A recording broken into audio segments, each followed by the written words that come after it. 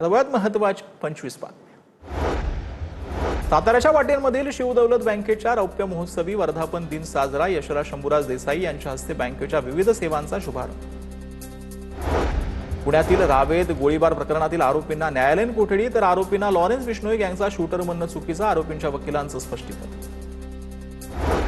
Diesel दरवाढी विरोधात एसटीला 310 कोटींचं नुकसान, 2035 पर्यंत 8000 बस इलेक्ट्रिक करण्याचा प्रयत्न, मंत्री प्रताप सरनाईक यांची माहिती। काँग्रेसचे नेते दिग्विजय सिंहांनी मोदींचं कौतुक केलं नाही, काँग्रेसचे नेते जयराम रमेश यांचं स्पष्टीकरण। शिक्षण विषयक समितीच्या बैठकीमध्ये कौतुक केल्याची चर्चा होती, मात्र तसं नसल्याचं रमेश यांचं स्पष्टीकरण। बागलाणमध्ये वायगाव ग्रामपंचायतीवर हंडा मोर्चा, महिलांनी पाण्याची वारंवार मागणी करूनही ग्रामपंचायतीचं दुर्लक्ष। वायगाव येथे पाणी टंचाईमुळे ग्रामस्थ त्रस्त, संतप्त ग्रामस्थांनी ग्रामपंचायतीला ठोकलं टाळ।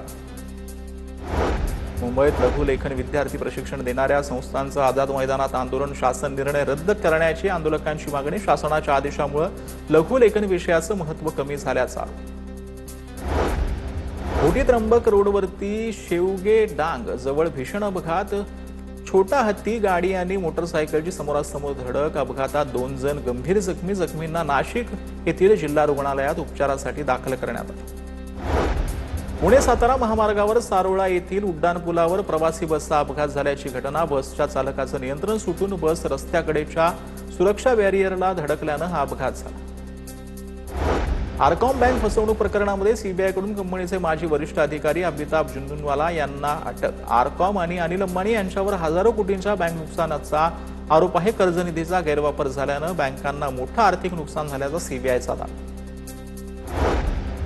राज्यात वादळी पाऊस आणि गारपिटीमुळे मोठं नुकसान, राज्य सरकारने नुकसानीचं तातडीनं पंचनामे करून नुकसान भरपाई द्यावी, ट्विट करत रोहित पवारांची मागणी।